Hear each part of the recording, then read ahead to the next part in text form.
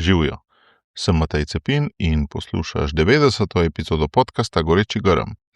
Tokrat je z menoj pater Stane Bešter, kapucin, trenutno pa tudi predstojnik kapucinske skupnosti v Kančevcih v Prekmurju.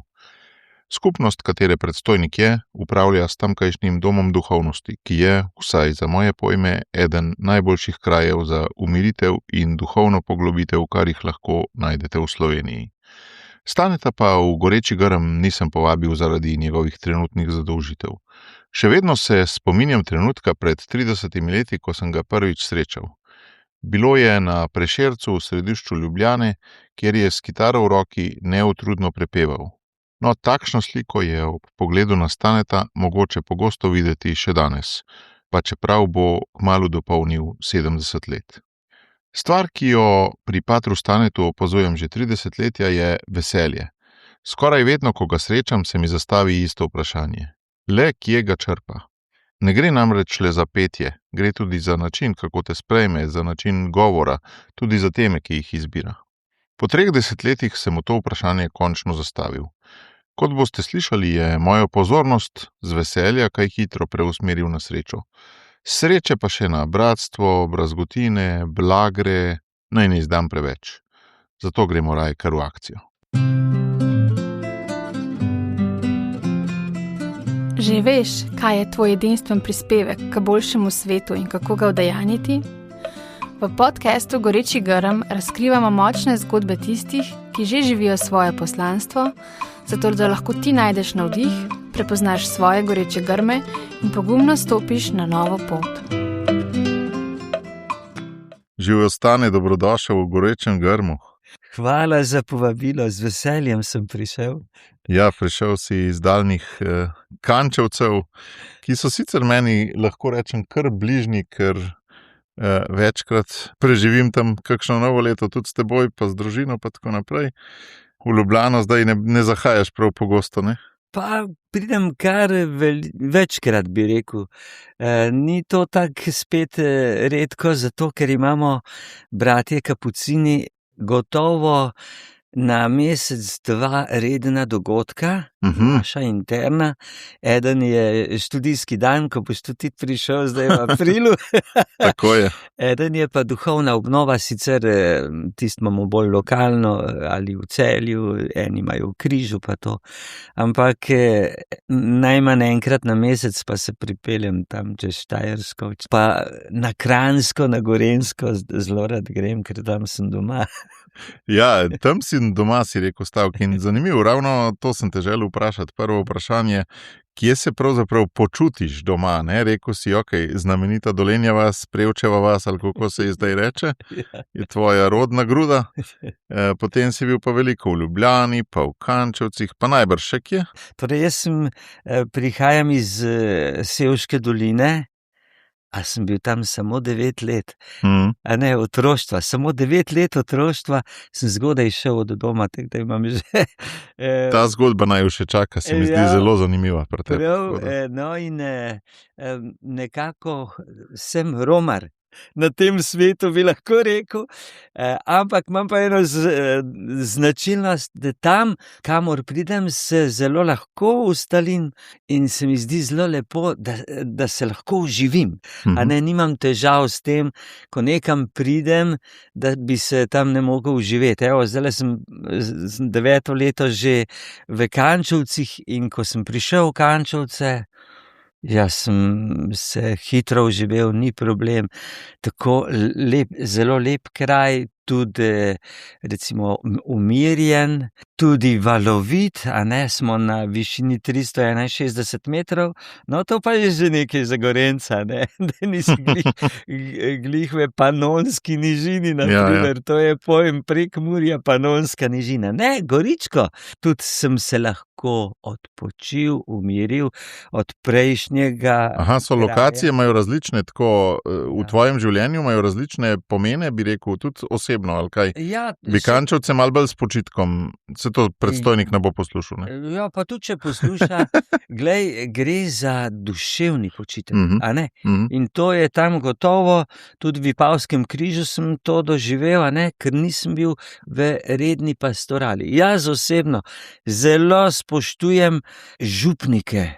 Bil sem tudi sam župnik in sem izkusil, da imaš vsak dan neusmiljeno, Urnike, od ne? jutra do večera, termin za terminom, poj ti pa en pogreb vse skupaj, tudi zmeša, naprimer. Tako da je zelo stresno, napeto. Jaz sem sicer rekel, da bom v tem užival in vsakmu to priporočam, da to pomaga. Ampak zdaj se že počutiš prestarega ali bi še upal biti? A ja, lej, jaz mislim, da ne bo več treba, no. No, to si pa diplomatsko povedal, bravo. Koliko si, ti nisi ženska, koliko imaš let na grbi? Sem v 70. letu življenja. Se pravi, bo kmalu okrogla. Bo kmalu okrogla, ja, tam pred koncem leta. Ampak sem zelo Bogu hvaležen za zdravje, vsaj za enkrat, in da lahko tudi fizično delam. A se ti zdi, da, ker mi je zanimivo tudi tako kot redovniku, da ti ta nežupniški, ta bolj pastoralno-domski, ki si rekel, Vipavski križ, da ti ta tip dela bolj leži, kot pa ta župniški menedžerski? Meni je zelo ležal župniški dela. Recimo, če se oziram nazaj, vedno sem imel predstavo duhovnika kot pastoralista, župnika, kaplana, tako, no. To sem vedno imel. Pa ni tako, da bi ta, ki si rekel, v Kančevcih pa v Vipavskem sem si znal odpočiti duhovno, nisi to tako rekel kot zelo, kot rahlo boljše, ne? Ne. Vse je. Mene vprašajo, bom s tem odgovoril, kje je lepše? Na to vprašanje jaz ne morem odgovoriti, ker mi je bilo povsod, kjer sem bil, mi je bilo lepo, no. Recimo na Ptuju sem živel tako, da sem ves čas laufal, ne. Moj stil življenja, sem tekel po vseh ulicah, kamorkoli sem tekel. Kar delaš z veseljem, ne? No, in ravno to je tema, ne? Tole snemava na torek po veliki noči in jaz sem ti res hvaležen, da si uspel, oziroma da sva se dobila ravno na ta dan, ker se mi zdi, da je tema veselje tista, ki me je poklicala, da bi te povabil v Goreči grm, no? Meni se zdiš ti naravno vesel človek. Jaz verjamem, da si tudi kdaj drugačen, ne? Eno žensko, ki sem jo veliko poslušal iz Amerike, je vedno rekla, life is 50-50, ne? Življenje je vedno 50-50. Ne? Zato, ker se človek sam najde neko povprečje in pol ti čustva valujejo. Ne? Ampak tako mi izgleda, da pri tebi pa ni, je pa 95-5. In v bistvu to skrivnost bi rad s tabo malo dešifriral pri tebi. No? Ja, kaj jaz vem, jaz sem malo presenečen, da me ljudje podobno dojemajo. Ker imam vsega dost, ne, vse se znam razkuriti tako, da vse po luft leti, recimo, ja, potrebujem pa kar precej časa, ne, da nekaj res vseka, ne. Drugače pa res zgleda, da sem kar vesel človek, no, ko si mi že povabilu omenil temo. No, prvi razlog bi navedel gotovo, moja mama je bila zelo vedra, vesela oseba. To smo dobili od nje, bratje pa sestre, kar imamo sigurno, čeprav bi bil tudi oče, ko običajen, sam ni bil v toliki meri kot mama. No, ampak zdaj, če si jo gledal v otroštvu samo 9 let, vsakodnevno, ne? Ja. Upam, da še prideva do tega. Kakšnih trenutkov, v povezavi s kakšnimi trenutki doživljaji se spominjaš njene vedrine? Kaj so bili tvoji goreči grmi za to veselje? Ja. Vedno, ko je bila sama, ko je delala, je pela. Vedno je prepevala. Zelo rada je pela in je vedno pela. Ampak ko je bila sama, veš, smo že prišli blizu, že vtihnila. Ali pa se je sama s seboj pogovarjala. No, tako jo imamo v spominu. A si kdaj analiziral to njeno vedrino? Odkot je prihajala? njeno življenje ni bilo lahko, a ne? No, sej vsi imamo tudi kaj, a ne? Zelo mi je bilo veliko presenečenje, da je znala težke stvari tudi vedro pogledati, no. Se spomnim, da je velikokrat v postnem času pela Križev pot. Pa ne iz žalosti, ampak iz ene realnosti, usidranosti v konkretno življenje, ne. Pa kot da bi bil njen, tako sem te zdaj slišal, kot da bi bil njen naravni izraz petja, ne, v smislu, to je njen tip komuniciranja in je pač takrat pela Križev pot, ker je bil glih post. Ampak tako lepo je pela, ne, to so mi stvari, ki so mi ostale v spominu, no. In kako je bilo to s tem, ko si rekel, pri 9 letih si odšel od doma, kaj je bil razlog? Vas je bilo veliko ali se ni preživelo? Ker to če zračunava kaj? Se pravi, ti si letnik 56, to so bila 60. Tako je. Revščina je še bila, ne? Ja, zelo preprosto življenje je bilo, a ne? Nikaj. Mislim, da ni bilo to razlog, da ne bi imeli za preživetje še enega mulca, ne? Jaz sem tretji po vrsti, a ne?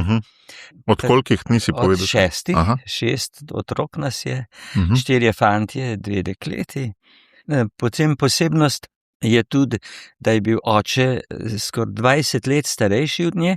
Oče se je poročil s 50 leti, ona pa 30. Torej, mi smo imeli teto, očetovo sestro, ki je živela v okolici Škofje Loke in je bila sama, poročena sicer, ampak sta se hitro z možem razšla, nikoli formalno ločila pa nič, a ne, samo razšla sta se pa sta vsak za sebe živela. In ona se nikoli ni nič več na novo poročila, ali kaj, ostala je sama.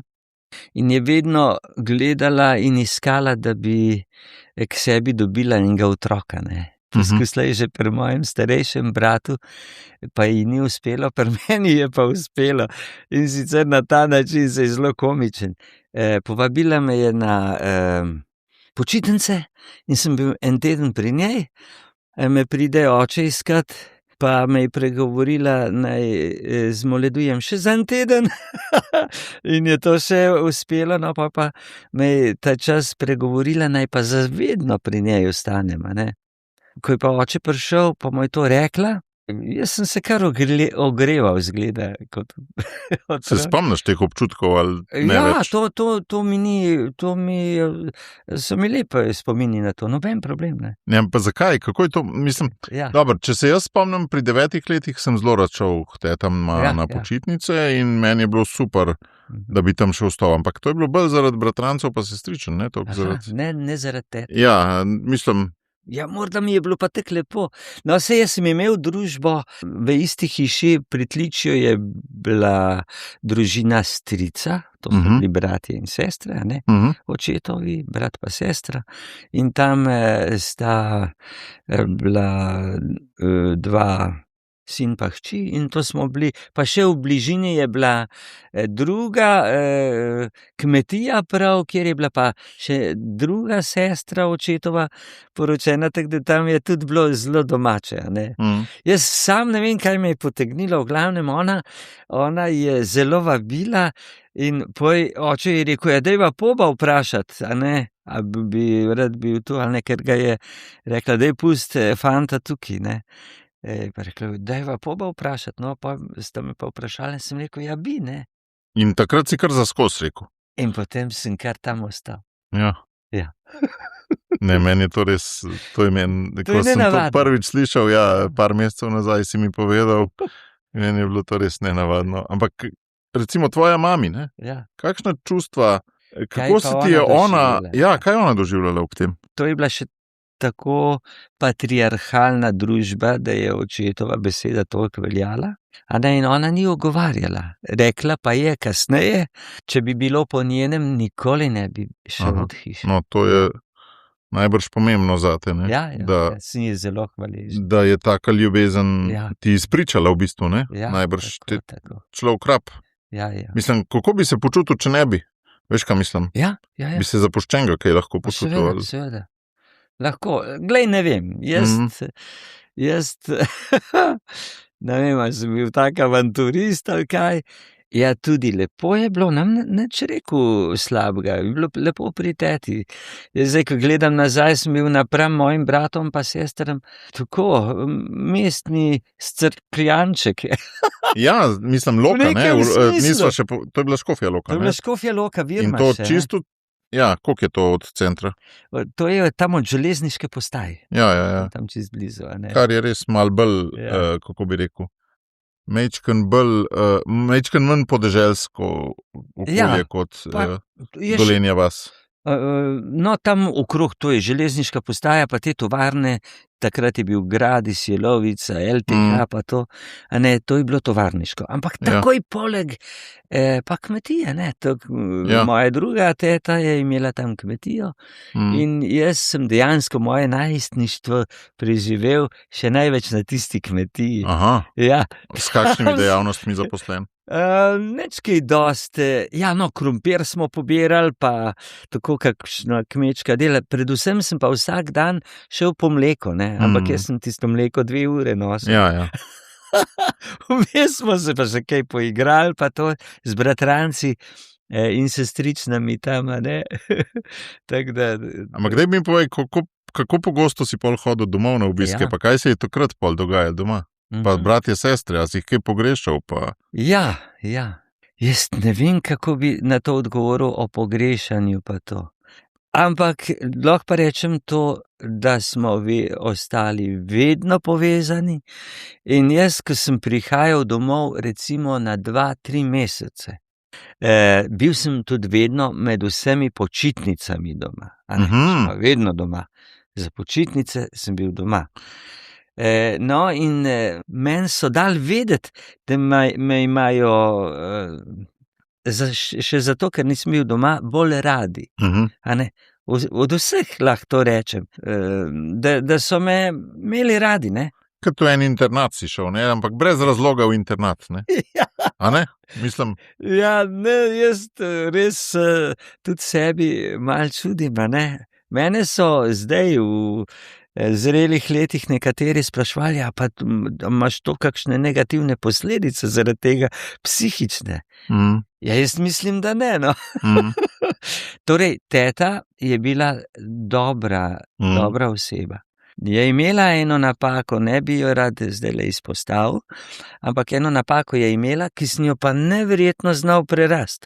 Jaz ti to nikoli nisem zameril in sem jo pač razumel v tem, a ne.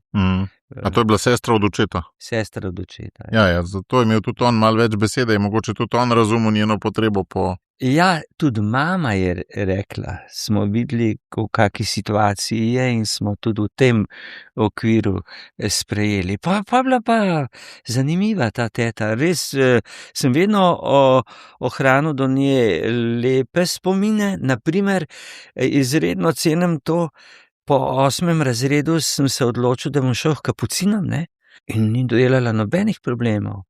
Me je pustila. Ni te navezovala, torej razlog ni bil navezati nase, ne? Ni me navezala nase. Ja. Res me ni. Morda si je hotela, ampak ni bilo nič od tega.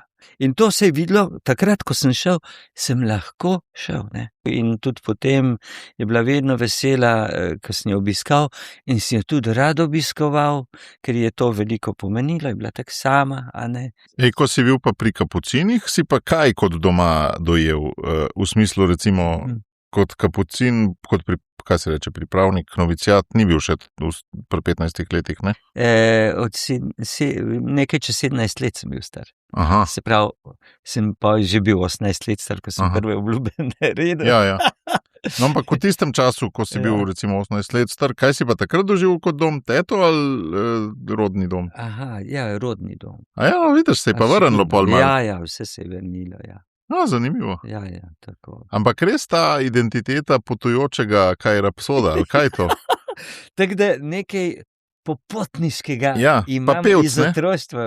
A veš, ko so bili tisti trubaduri, pa ali kaj? Ja, tudi frančiškovski stil je popotništvo. Ja. Itinerance, rečemo, ne.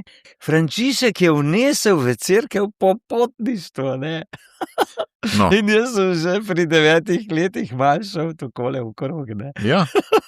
No, ampak ne boš verjel tega mogoče, ne? Ja. Jaz sem popotništvo kot otrok zelo velik sanjal in se igral, moja posla je bila barka in sem potoval in tako naprej, take igre, ne? Ja. In ko sem prišel jaz s skavtom, ne, v Štepansko naselje, Ja. bratom Kapucinom, takrat predtem nisem vas poznal sploh osebno, ne, Ja. že kot 20-letnik, Ja. sem šele prišel. Sem pač prišel v vejo popotnikov in popotnic in potem tudi ostal zelo aktiven na državni ravni v tej veji, ker me je popotništvo ves čas zaznamovalo, ne, tako da In navduševalo. zelo verjetno ste tudi vi, Kapucini, mene majčken za popotništvo še dodatno napalili, ker sem že bil zelo segret, ne, iz otroštva. Super, ja. No, jaz bi dodal še to, da jaz ne vem, če bi srečal Kapucine in ne vem, če bi se ta goreči ogenj Ja, Vnel, ne? vnel za kapucinski stan, če ne bi prišel k teti. Ker recimo v naši dolini Kapucini niso bili velikokrat povabljeni. tudi znani ne, očitno. Ja, jaz jih nisem poznal. Vedel se je, da vlog so eni patri najbrž, ne? Ja. Tako, ne? Ja, ampak jaz jih nisem prej poznal. Recimo, jaz, ko sem začutil veselje do duhovniškega poklica, sem ga začutil že v 1. razredu osnovne šole, se spomnim. Ne? No, zdaj smo pri teh gorečih grmih. Goreči grmi, ja. Ne, ravno to, ja. Kako si ga takrat doživljal? Ob kaj, domačem župnijskem duhovniku si doživel kaj? Veselje. Veselje. Evo, Ja, pa kaj, ob povzdigovanju, ob interakciji? vse skupaj mi je bilo lepo. Glej, jaz takrat nisem razumel Ja, duhovniškega poklica, ampak meni je bil duhovniški poklic lep, nekaj, kar me je veselilo, a ne? Se sem otroško, jaz, a veš kaj, to ni bilo tako resno, da bi koliko otrok že recimo čut veselje, pa doma ministrirajo ali pa mašujejo, pa to. Tega je veliko, ja. Ja, tega je veliko, ampak to je iskreno veselje, a ne? To, da pa imam to za božji klic, jaz sem to veselje ohranil, a ne? In v odločilnem trenutku sem se potem odločil za duhovniški in redovniški poklic, ne? Ko sem pa srečal Kapucine, sem bil pri teti, a ne? Sem pa tam postal ministrant, ne? Ja. In sem se še za kapucinsko bratstvo vnel, ne? Vnel! Veš, kaj je zanimivo, ne, kar pravijo, ne, duhovnik pa redovnik, to je pri nas velikokrat povezano, ne, ampak v resnici sta pa to dve zelo različni, To sta v narekovajih, kaj, orožji, recimo temu, ali pa danosti, ali pa, ne.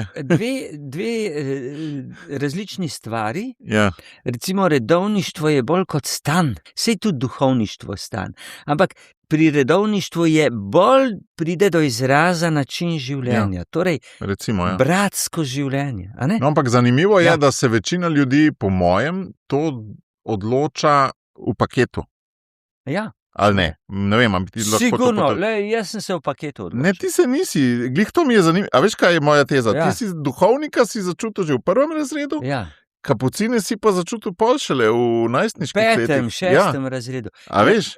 Veš, zakaj jaz to rečem, da je to je v paketu? No, ja. Zato, Okay. ker tale osnovnošolski čas je ena, kar se tiče recimo poklica, če jaz hočem razumeti moj duhovni poklic, da me je Jezus poklical, ker mene to vprašal, grem tam pričevati nekam, kdaj tebe je Jezus poklical? Ja, jaz imam za božji klic, da sem veselje, ki sem ga imel že v 1. razredu, do duhovniškega poklica in potem veselje do redovniškega, do kapucinov, sem to v odločilnem trenutku za to se odločil. Rekel ja. Ja, božji klic je pa ta paket, a ne? Kot celota. Težko reči, jaz bi lahko ta duhovniški poklic izgubil. Recimo, če bi jaz ostal doma, zanimivo je, da je, kaj je že rekel, župnik. Bog mu da je dobro, France tam gor, je že pokojni. Bil je zelo tak zadržan človek, zelo moder, ali zelo dober. Ampak je enkrat rekel to, kar je mojo sestro zelo prizadelo. Ja, če stane, bi bil doma, ne vem, če bi bil duhovnik. Glej, to jaz iz tega nič ne izpeljujem, a ne.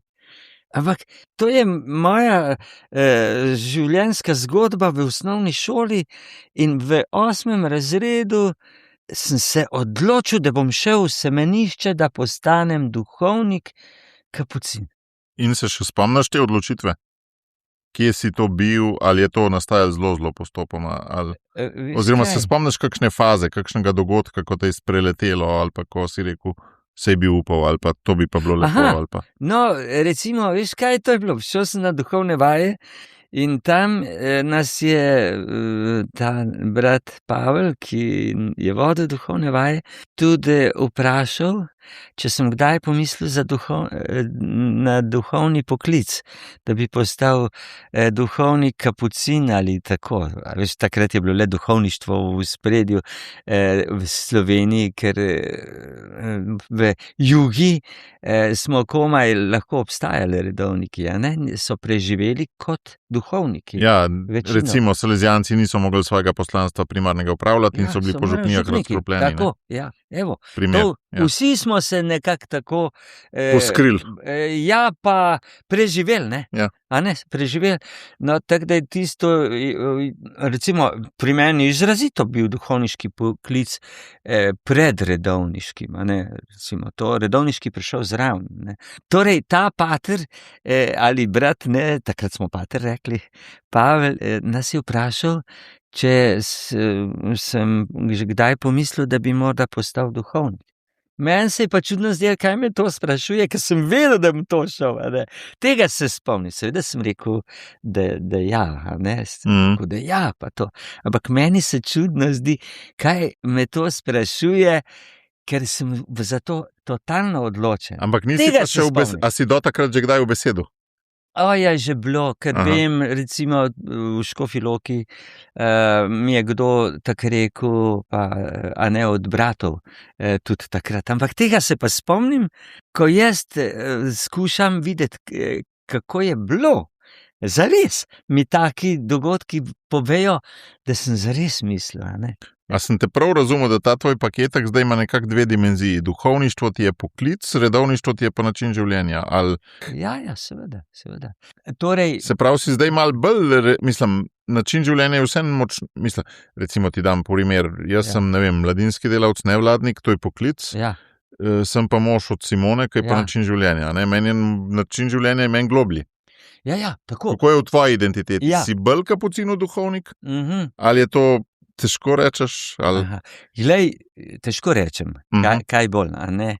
Eno in drugo podobno. Zdaj ti pa to razložil. Glej, tudi duhovniški poklic je več kot poklic, je tudi nekak stan. Samo v duhovniškem poklicu je izrečno poudarjeno poslanstvo. Veliko bolj kot v redovniškem. Saj tudi v redovniškem. Sam redovniški poklic je stan in ti si ali v skupnosti, ali pa eremit, ne.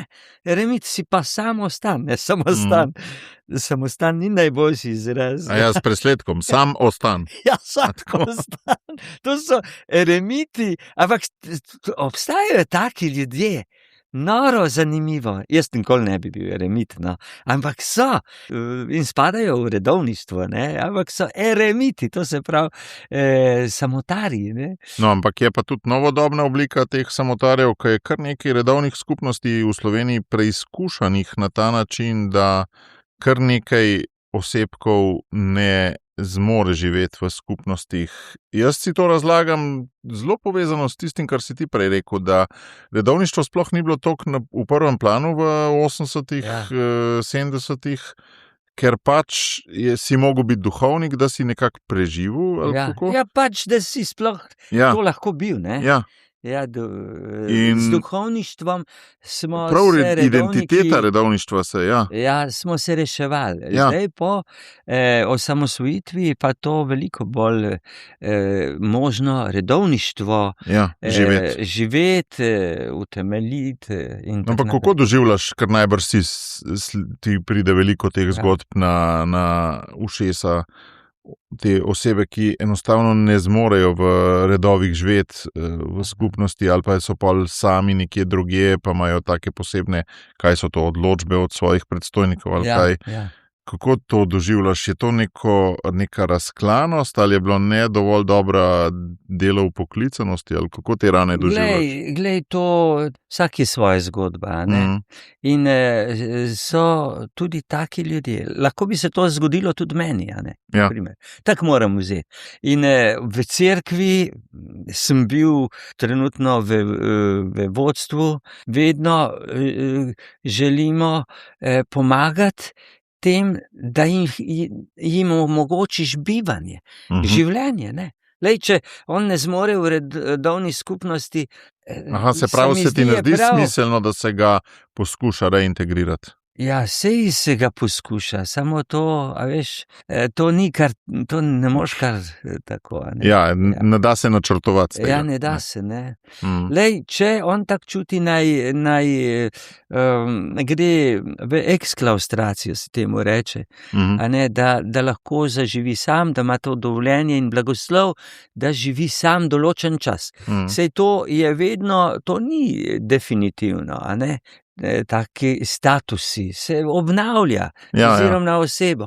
Pravno vzeto je pa tako, da dobi lahko redovnik 5 let eksklaustracije, po 5 letih se pa mora odločiti, ne.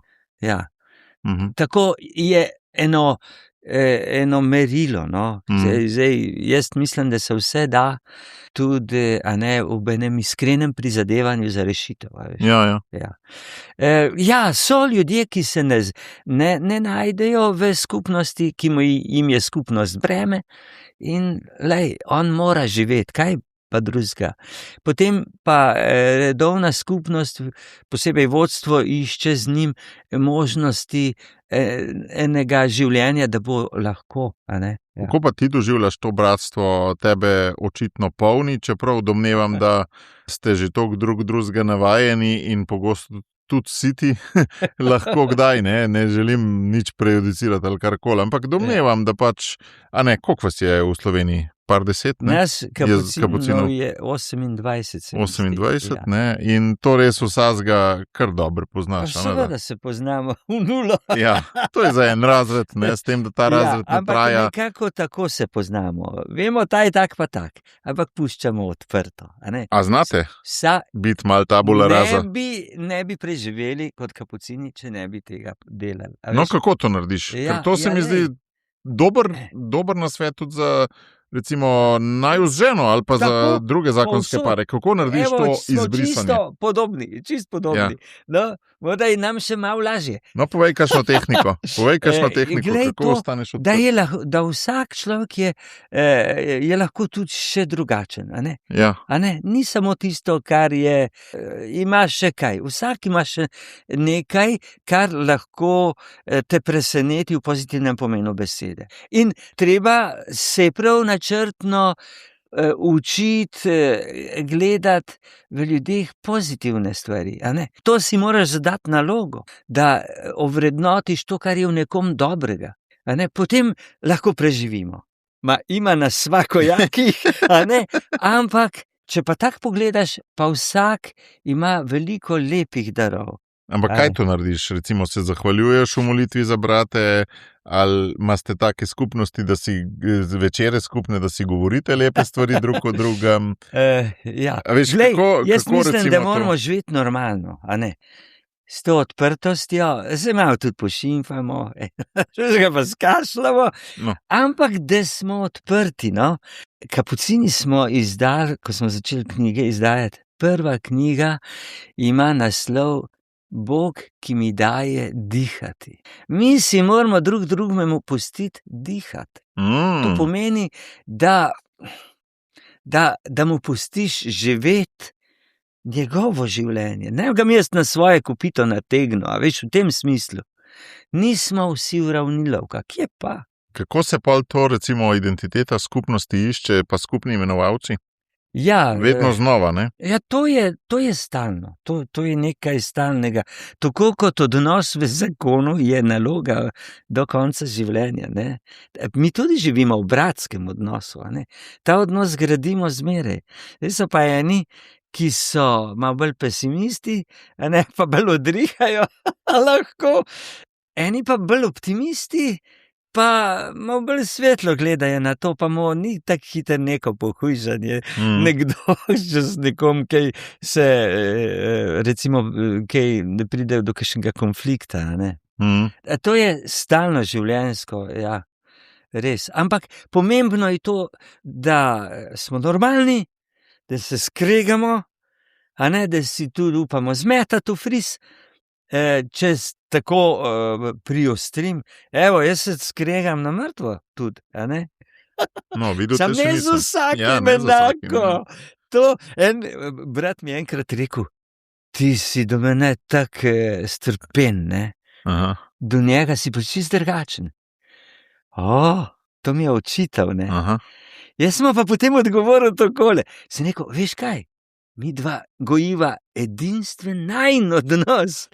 Z njim pa mi dva gojiva edinstven odnos. Vidva pa tudi gojita edinstven odnos, kar premišljujo o tem. To je v meni, za mene je to odgovor, a ne? Pa se vprašate tako v dvojkah, kdaj, kakšen odnos pa midva gojiva? Ja, se. Ali se skupinsko bolj? Glej, jaz ti takole rečem, pri nas kapucinih je zdaj nekaj dobrega. Ko imamo mesečne hišne kapitlje, to so mesečno pogovarjanje, zares, kot občni zbor, bi rekel. Ampak to je za celo provinco ali za posamezno skupnost? Posamezno skupnost. Okay. A ne, to spodbujamo krajevne hišne kapitle in tam, že od začetka se spomnim, je nekdo predlagal v celi provinci, da si povemo, kako se počutimo. Prva točka je, da si povemo, kako se počutimo. To se pravi, tu si stvari veliko povemo, a ne, in se trudimo, da si tudi v miru povemo težje stvari, ne. Pa še tega pa ne prakticiramo tako veliko, ampak nam je priporočen bratski opomin, ne. Bratski opomin. To je, da si lahko povemo en drugemu, a ne, tudi, kar bi nekomu želel reči, tako, no. Da bi pa recimo osebno, načrtno se s kom kakšen odnos imava, je vse bolj spontano. Ja. Je spontano, pa je kar normalno. No.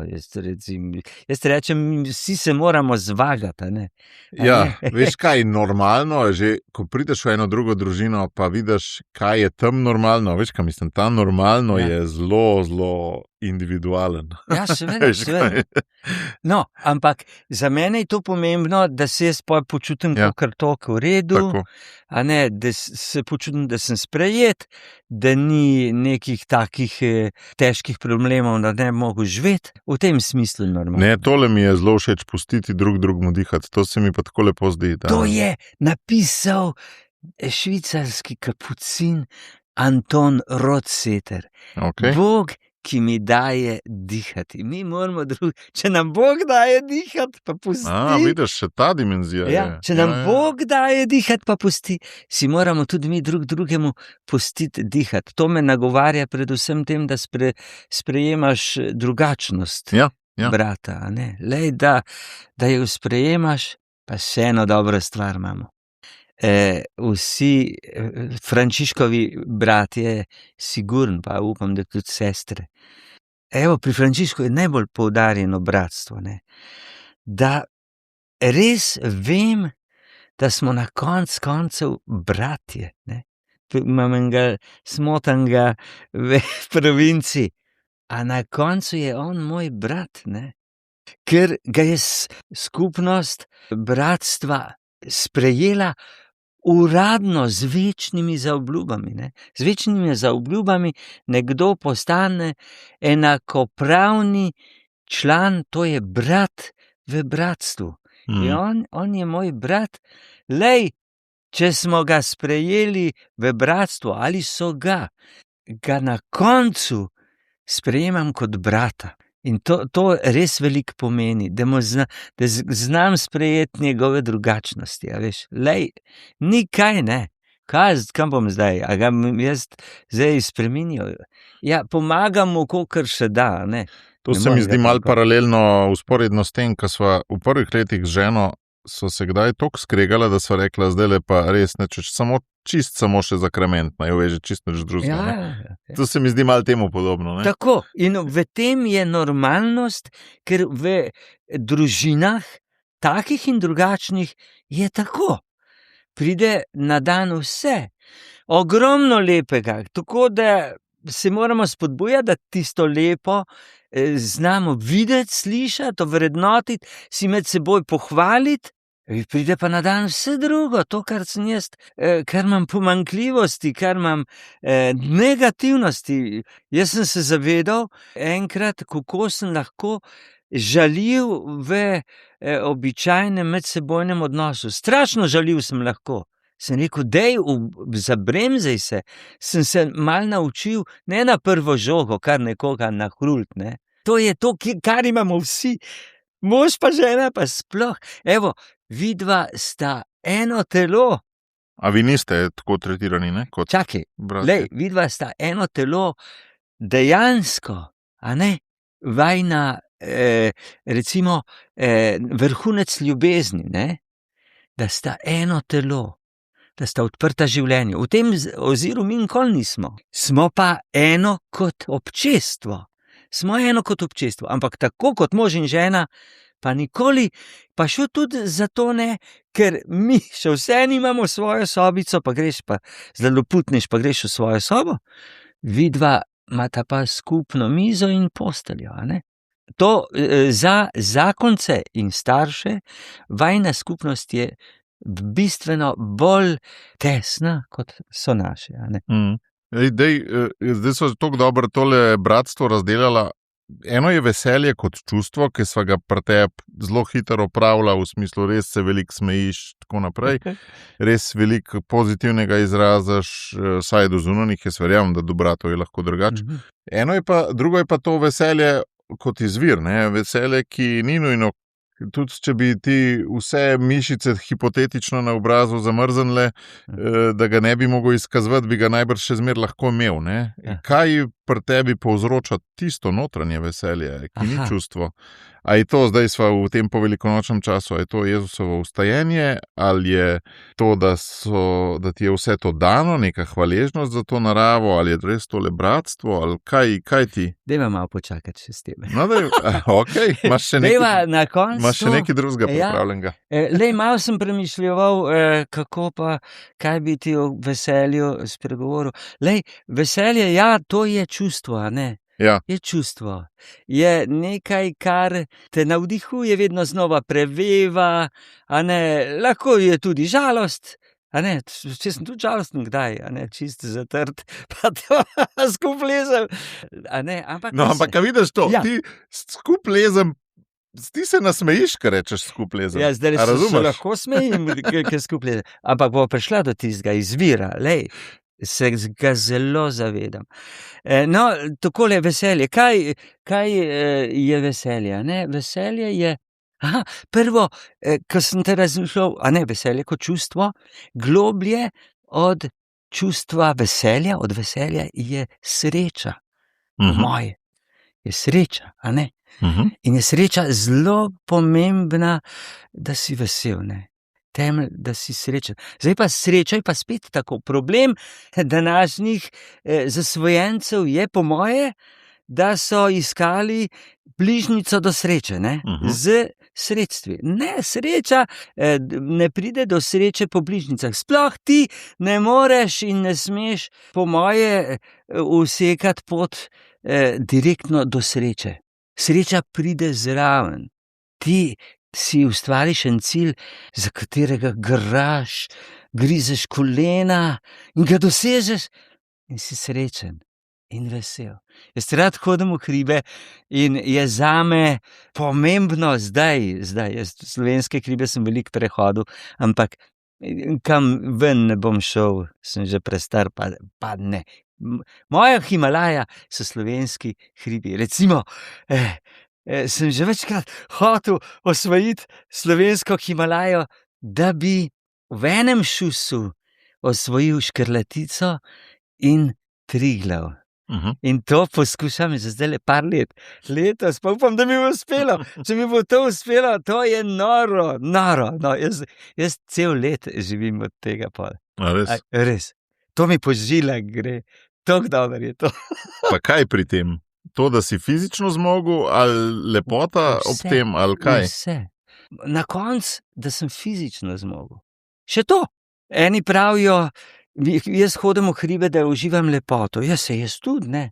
Samo meni pa tudi nekaj pomeni, da pridem na vrh, da nekaj zmorem, da nekam pridem, da en cilj dosežem. Se mi zdi, da so to pomembne stvari v življenju, tudi recimo v poklicu, da uspeš. To je strašno pomembno. Si nekaj zadaš, pa uspeš. Ja, bravo. To so strašno pomembna doživetja. Meni je zelo všeč, da si iz veselja fokus dal na srečo, res nisem tako razmislil, oziroma bom tako rekel, sem se pustil odprtega, kaj boš ti povedal, ker pri tebi sem opazil veselja, ne? In si zdaj fokus dal na srečo. In zelo všeč mi je bilo, da sreča pride zraven. Sreča pride zraven. Ampak zraven česa? Ja, evo, ko ti nekaj izpolniš, kar si v sebi čutiš, da moraš. Jaz poznam. A ne more priti sam zato, ker si hvaležen, da se enkrat zbudiš pa rečeš, roko dvignem, oči sem odprl, ženo imam ob sebi ali pa brata. Ja, vse to lahko tudi. A veš, kaj mislim, da pride zraven tudi brez tvojega prizadevanja, gnanja za ciljem. Vseeno človek mora neke napore vložiti v svoje življenje. Ja? Sem prepričan. Če jih ne vložiš, da je to antropološko danost. To je naša psiha, recimo. Se pravi, brez napora sreča ne pride zraven. Ne, je ni. Če hočeš direktno srečo, padeš. Poznam fanta, ki si je pri 27 letih vzel življenje. Bilo je na Ptuju, ko sem bil tam. To je bil sin, ne bom govoril, da ne bo preveč se dal sklepati na kaj konkretnega, ampak starši so mu vse nudili, vse. A on v življenju mu nič ni ratal. Ne faks, ne nič. Na svoje starše, še posebej na očeta, je bil tako jezen, tako nakačen, pa brez nekega veselja do življenja. Bom tako rekel, no. Ta fant, smo ga pokopali, mi je dal misliti. Ti v življenju se moraš nečesa lotiti, pa pregristi vse kolena. Da ti nekdo postaneš, saj to, kar je po naravi izpolnjeno, ne. Če imaš to možnost, se mi zdi, da je to velika milost. A bi pol lahko rekla, zdaj malo matematično skušam sklepati, da ti, dokler nisi dovolj napora vložil, nisi bil tak Stane, kot si zdaj, toliko vesel. Ne, jaz ne vem, jaz sam to vem, kako sem vesel, ko Himalajo slovensko osvojim. In da jim letos šel delati, ne. Od 30. obletnice osamosvojitve naprej vsak let grem na Triglav. Želim iti na Triglav, želim. Pa večino mi rata, ne. No in jaz, ko to dam skozi, če lahko celo leto živim, ne, iz tega. Prav res, eno počutje, krasno. No, ampak so najbrž tudi druge vrste napori, ki te osrečujejo, ne? Recimo, kaj v kančovcih tazga dovolj napornega, da ti daje srečo in veselje. A veš, kaj mi da srečo in veselje? No? Ko lomastim po hiši, z pucanjem pa to, da imam muskel fiber. Se ležem z matrom, ki ima cola, kaj pa da naredim, kako je to lepo. Wow. Ja, zdaj trapasto, no. Ampak. Ne, mislim, meni je fascinantno, ne? Ja, da si uspeš tako možgane da jih uspeš na ne bom rekel, da jih sploh uspeš, da ti ta vzrok in posledica delujeta. Da znaš najdati, če bom pa teh 10 WC-jev spucal, bom pa srečen. No, v zvezi s tem sem bil v Tezeju. Tezeju sem bil, zdaj je že 10 let. In sem šel na duhovne vaje sam. Sem prosil provincijala, če lahko gremo v Tezej na duhovne vaje, ker še nikoli nisem bil v Tezeju. Si šel v tišino ali v odrasle? Čakaj. Sem šel s svojim načrtom, čist svojim. Sem šel sam in sem se, v nobeno skupino se nisem vključil, nobeno. Nisem ne šel tam, ki mladim to, koliko so imeli, ampak sem sam na molitve hodil, pa na kateheze za odrasle. Ja. Potem sem pa opazil, da nič ne delam, veš. In prišla nedelja, ker nisem bil v nobeni skupini, da bi kaj delal, veš, da mi je bilo prav sram, ne. Jaz sem tisto preživel tako, da sem se udeleževal vseh molitev, pa te kateheze, pa sam sem predihal življenje od Rožeja, pa življenje še 2 francoskih duhovnikov, Janeza Vianeja, pa še enega drugega, ki je bil v tisti knjigi opisan. To sem imel in sem se s tem. Pa prišla nedelja, mene je bilo sram in nič nisem delal, ne. Pa so pa iskali prostovoljce. In sem res se odločil, da sem skrete popucal, sem cel dopolne WC-je pucal. Prav sem bil hvaležen, da sem to naredil, da sem si malo olajšal vest, ker me je bilo prav sram, ne. Ampak sem šel zato, da bom imel svoje duhovne vaje, nisem hotel iti tam na te pogovore, nisem se hotel vključiti nobeno skupino in sem bil tam res sam. Da bi šel v ono tišino, tam pol nisi na teh molitvah pa to.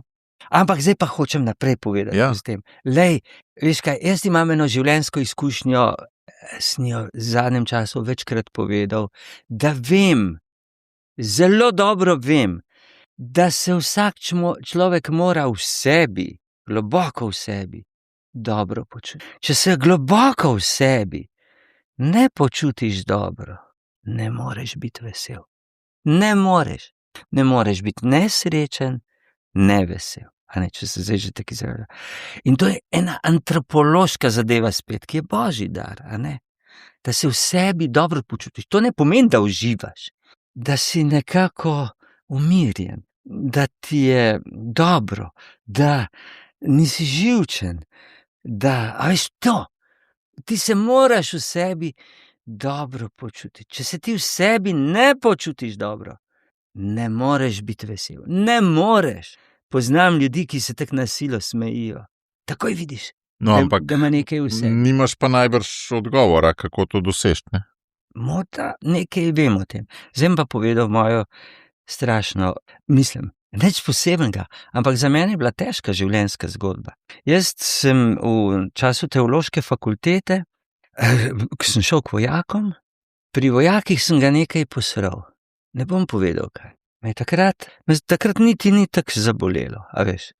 Smo vojaki, pa pridem domov, sem pa vedno bolj začel povezovati s tem, jaz, ker se mi je tole zgodilo, a sem lahko duhovnik. Pa sem šel k spovedi, pa sem se spovedal, pa še nisem bil miren, ne. Pa sem šel potem, najprej sem pomoči iskal pri mojih sobratih, pri provincialu so bile zelo prijatelja, je bil moj pridigar na Novi Maši, pri bratu Karlu Gržanu je bil moj kolega takrat, je 2 leti mlajši od mene. On je bil tudi kapucin, ne? Ali je še? Začel je kapucin, zdaj je pa škofijski. Ja. Tako pri bratih, pa sem šel k profesorju Ojniku sem ga šel prav vprašati. Mi je dal krasno nas. Ampak ne, to se kar se začne, veš, se nekaj začne motati in ne moreš ven. A kad na nek način vest te je pekla, čeprav razumem in si iskal različne načine, kako to... Veš kaj, če mi je bilo rečeno, da je v redu, ni bila več vest. Je bila morda bolestna vest. A je bila tesnoba, ena tesnoba, velika tesnoba. To sem jaz doživljal pol leta pred duhovniškim posvečenjem. Ne. In takrat, s pomočjo vseh teh, ki sem jih omenil, in takrat sem se pa res oklenil Jezusa tako zavestno. A veš, sem hodil k obhajilu in prosil, Jezus, osvobodi me te brazgotine. Pa je izzvenelo, počasi, je izzvenelo. Jaz sem to razodel, si priznal, prosil pomoč, v Aliteji sem to pred kratkim povedal, Jezus me je osvobodil, me je rešil, me je naredil čudež, a ne? Me je ozdravil. Jezus me je ozdravil. Tak sem danes prepričan in o tem lahko govorim, ker sem izkusil. In vem, da če se nekomu to začne dogajati, pa je lahko, ne vem, kakšne razlogi so, a ne? Da ima to tesnobo, ki je pa iracionalna. A veš, da to tesnobo nosi, ne more biti vesel. Jaz to vem, da ne more biti vesel. Ja. Evo, to se mi zdi zelo pomembno povedati in sva to pri izvirih pol že. Ja, tako da... Ampak koliko bi znal reči, več kot pol, po moje, več kot 50% ljudi, da ima tako tesnobo ali ne? Ti pač imaš veliko upogleda v doživljanje ljudi preko svete spovedi pa tako. Ja, jaz mislim, to je čist psihološki problem, so te tesnobe. Evo, nočem nič reklame delati, na to sem bil najbolj opozorjen, ko sem srečal knjigo Od trpljenja k miru. Smo jo zdajle kapucini predzadnjo izdali, Od trpljenja k miru, ko je Ignacio Larrañaga opisal dejansko isto zgodbo. Njemu se je isto dogajalo. Od trpljenja k miru, ne? In je on zelo velik naredil, zato je še ena druga knjiga Vzpni se z menoj, tudi v slovenščini že, ko pomaga ljudem v teh tesnobah, da se z njo soočiš, srečaš, pa da prosiš pomoči. A ne? Boga, tudi ljudi. Ljudje smo božji pomočniki, sodelavci v teh zadevah. Kateri zakramenti ali pa obredi ti najbolj pri tem čiščenju, zdravljenju te posebno so ti pomagali ali pa ti še, najbrž so manjše brazgotine še vedno, ne? Ali pa da vidiš pri drugih ljudeh, ki so bili na podoben način zdravljeni, katera zdravila najbolj primejo? Ja, jaz sem prepričan v Evharistijo. Ne toliko spoved, ali spoved je samoumevna? Ali... Spoved, če pa nekdo pretirava s spovedjo, veš, je pa lahko skrupulant zaradi tega. Prav pri Evharistiji. Tam se težje pretirava, ne, pri Evharistiji, najbrž. Ja, se težje. Ker v Evharistiji tudi, če greš vsak dan, ne pretiravaš, ne? Spovedi, če greš vsak dan, pretiravaš. Ja, pa najbrž. Pretiravaš, ja. Lahko pretiravaš, ne. Ja. Poznam skrupulante. Sem jih srečal kar nekaj v svojem življenju. Kaj to ne poznam, ta izraz prvič slišim. Izraz skrupulant pomeni tole, da je nekdo bolestno obremenjen, misli, da ga mu vest očita, ampak to ni res.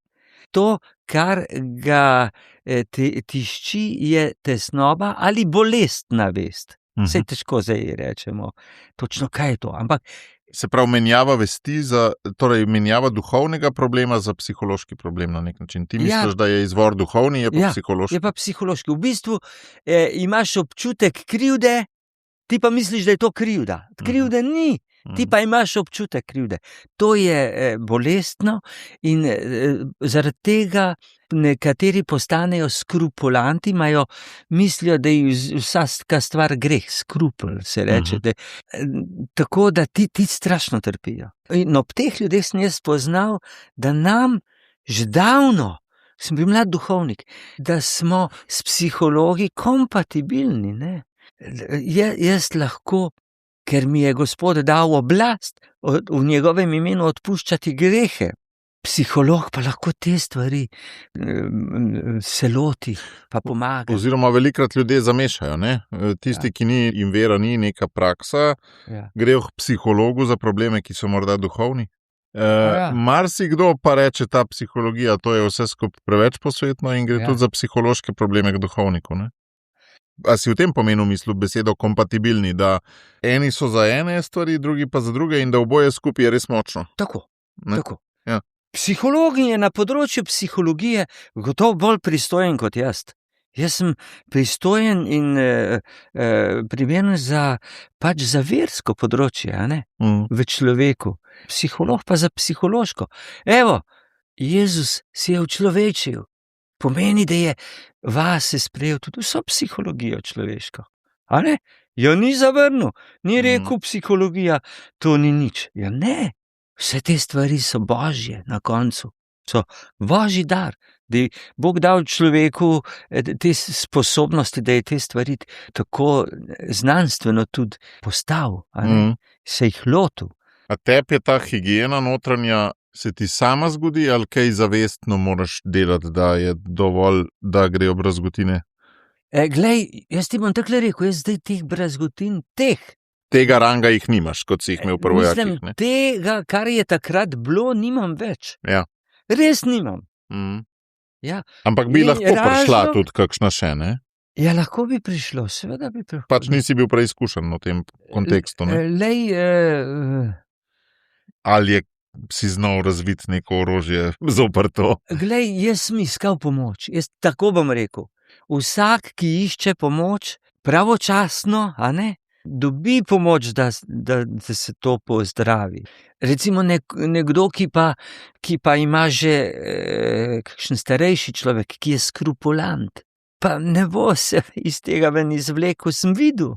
No, kaj pa obratne zamazanosti, v smislu, da nimaš več vesti, a veš, meni Zdaj se je zdi, pa da je tako. tega danes veliko, ko spremljava politiko, vse laži v medijih, ko so nam postale nekaj vsakdanjega, pa Ja, pol, jaz ko bi- greva na umetno inteligenco, fake news in to laži. Ja, jaz bi najprej Ne. še tole rekel, glej, tole, kar zdaj govorim, to, kar je bolestnega, ne, to nima več zveze s krivdo, ampak je brazgotina, je rana, duhovna rana ali duševna rana, ki jo je treba pozdraviti.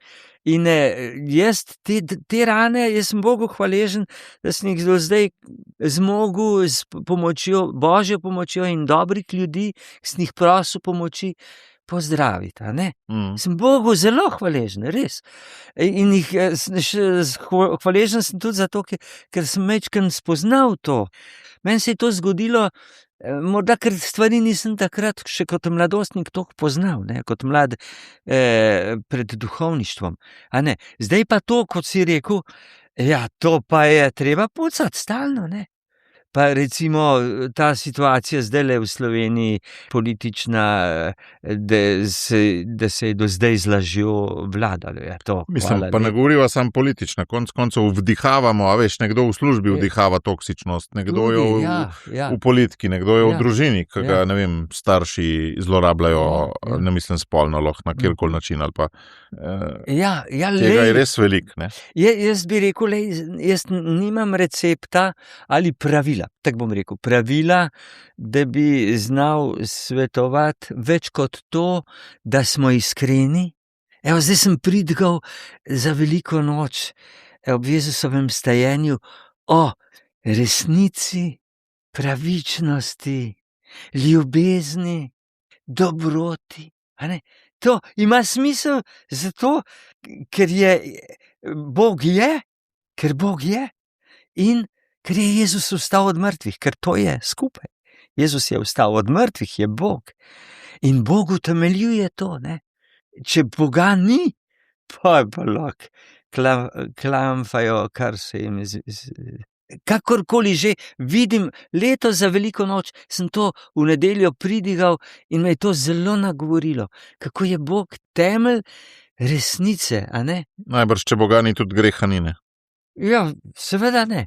Če ni Boga, ni greha, ni resnice, je več resnic, je vseeno, je resnica laž in laž je resnica, vse je zmešano. Ampak danes je že res težje znanstveno utemeljiti, da je resnica in dobrota pomembna, kot pa obratno, a ne? Ja. Ker smo v dobi tega konstrukcionizma, ko dejansko lahko skonstruiramo karkoli, ne? Danes me je pretreslo, ko sem se pelal nekje, pa sem videl na zidu napisan love will never win.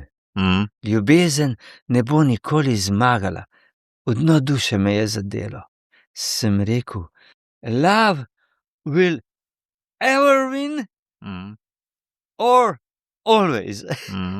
Bo zmagala, vedno bo zmagala. To izpovedujemo kristjani, a ne? To je stajensko. Evo to se mi zdi, da lahko nagovori tudi neverne. Ravno zdaj, ne? Ja. Ko so res te podražitve bencina skozi sveče, ko vemo, da se bo to prelilo v cene hrane, v še večjo revščino, se pravi, ko si na enem družbenem, vsaj približno, mnogi že trpijo, ne? Ampak vsaj približno na robu prepada, ne? Ja. Ko si še gor, ampak vidiš sam pot dol, ne? Težje se je dobro počutiti, težje je biti srečen v svoji koži. No? Ja, seveda. Glej, trenutni pač situacije, seveda smo jih dolžni in mi kristjani v javnosti tudi biti glas, ampak strašno me pa prizadene, pa tako se še ukvarjam in se mi zdi, da sem dolžan se ukvarjati recimo s tem medvojnim pa povojnim časom. Ne? To moramo poznati. Današnji rodovi moramo to poznati. To strašen čas za naše narodno občestvo v tisti takrat. A ne? Na nek način podoben kot Nemci so v svoj vzgojni sistem Hitlerja in holokaust dali z namenom, da se ne bo nikoli več ponovilo. Ja. Mi pa nismo. Ne? Ja, mi pa nismo. Mi smo dali sicer Nemce, ne? Mi smo dali pa drugega totalitarnega režima. Ne? Tako. Zato, zdaj, ko se te stvari precej tudi... Že jih vohamo, ne? Ja, pa jih objavljamo, ne? Da jih poznamo. Gre za to. Zdaj sva različno rekla. Veš, jaz sem rekel, da jih malo vohamo te totalitarne včasih. Ne? Totalitarne, ja. Na drugi strani ti si pa rekel, je pa tudi skozi več objav. Ne? Je objav za to, kaj se je zgodilo. Ne? To sem mislil. Ja, da bomo vedeli, da totalitarizmi strežejo po življenju. Sam tle z mladimi nismo uspešni. Ne? Sej v nekih družinah se malo to sliši, ampak v osnovi so generacije popolnoma neobčutljive za to. Ja.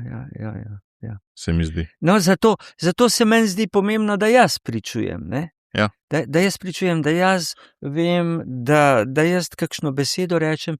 Seveda se pa zmeraj sprašujem o načinu, a veš, da nisi nadležen, tako da te imajo pohod kufer, a veš. V tem smislu. Danes sva že dolga nadležna, pa sigurno nisva bila. Tako da, jaz predlagam, da moj spisek tematik, ne vem, če je že kdaj ostal tako neizpraznjen, kot je bil, ampak meni se zdi, da sva šla res v tisto jedro, no? Tole veselje pa sreča. Povej. Nekaj morava še končati.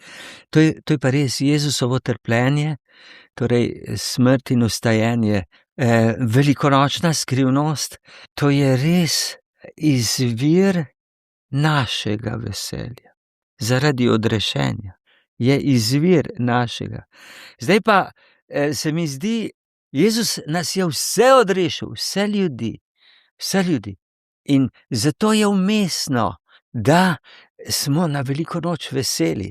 Mi, ki smo to oznanilo in to resničnost sprejeli in jo tudi uživamo, a ne? Jo uživamo v zakramentih. Evo Evharistija. 2 učenca v Emaus, ne, sta spoznala Jezusa po lomljenju kruha. To je prototip Evharistije. Iz Frančiškovega življenja, to hočem povedati. Iz Frančiškovega življenja je znana ena zgodba o popolnem veselju.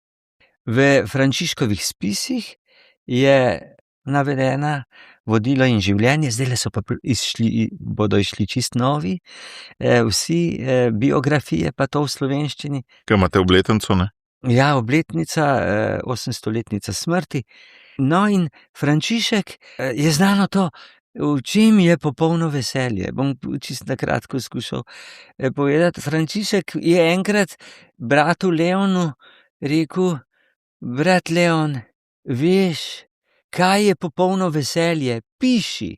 Če bi vsi prelati vstopili v naš red, zapiši, to ni popolno veselje. Če bi vsi pariški profesorji vstopili v naš red, zapiši, to ni popolno veselje. Če bi neki kralji, pa ne vem kaj vse, naredili za revne ali pa za bratstva, za to, zapiši, to ni popolno veselje. Ja, brat Frančišek, za Božjo voljo, kaj pa je popolno veselje? Pa začne pripovedovati. Greva iz Porudže v Asizi po zimi, bosa, mrzlo je, sveče ledene nama visijo iz tunik, pa prideva v porciunkulo k bratom, pa potrkava. Odprite, vaša brata sva, pa bi brat na drugi strani rekel, nista naša brata, lopova sta, klateža, poberita se. In bi midva spet potrkala, ne, vaša brata sva, sprejmite nas, naju vsaj pod streho, nekako v tem smislu. Pa spet dobiva isto nazaj. Na koncu pa pravi Frančišek, piši, če bi midva to sprejela iz ljubezni do trpečega Jezusa, Kristusa, našega odrešenika, in se ne bi jezila, potrpežljivo sprejela, vedi in piši, to je popolno veselje. Tega ne moš zastopiti na običajen način. Ampak v ozadju se zrcali velikonočna skrivnost.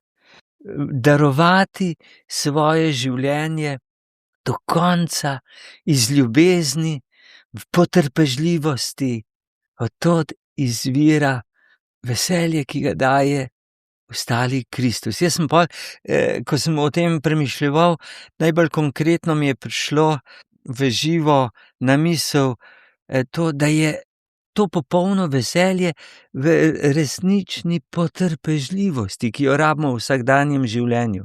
Pol pa recimo ob našem bratskem življenju sem si rekel, da si bom dal napis, drugega bremena ne nosite in izpolnite Kristusovo postavo, da je to izvir nekega odrešenskega veselja. To sem hotel na koncu povedati. Ampak to je razumljiv resnično samo v Jezusovi veliki noči, njegovem trpljenju, daritvi v smrti in vstajenju za vse ljudi. Se pol tudi poveže s tvojimi WC-ji v Kančevcih? Ja, tudi, ja. A veš? Ja, lej, vse to, recimo... S pucanjem WC-ja, ne? Kot daritev skoraj do konca, ne bova rekla, da je to isti rang, ne? Veš kaj, dejva, ne zdaj te WC-je v Kančevcih, jaz ne pucam več WC-jev. A je, da ne bojo pol sobratje rekli, lega, kaj govori na podcastih, ne? Ja, ne pucam več WC-jev. No, pa sobe. Sobe pa skupaj, mi večinsko, nekaj nam pa tudi ljudje pomagajo, no, tako, ja. Ja, no, tako, pa tudi, recimo, ko je Frančišek, prva dva brata sta mu rekla, kako naj živiva, kaj naj storiva, ko tebe gledava. In rekel, pejmo Jezusa vprašati. In so šli v cerkev, pa odpirali evangelij in so 3krat dobili, vzami svoj križ, pusti vse in daj ubogim, vzami svoj križ in hodi za menoj. To se pravi, križ je v tem, da iz ljubezni ti vložiš en trud za dobro bližnjih, tudi za svoje dobro, da se potrudiš, da delaš, da nekaj žrtvuješ, vse to, kar spada k vsakdanjemu življenju, je tisti odrešilni križ, tisti trenutek, ker je iz ljubezni.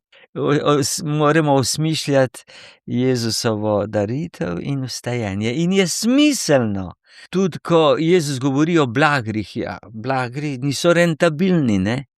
Ampak, če je Bog, pa so rentabilni, ker so presežni, a ne? Naprimer za Frančiška, on ni hotel nič, ne. Je pa po celem svetu, je, ne.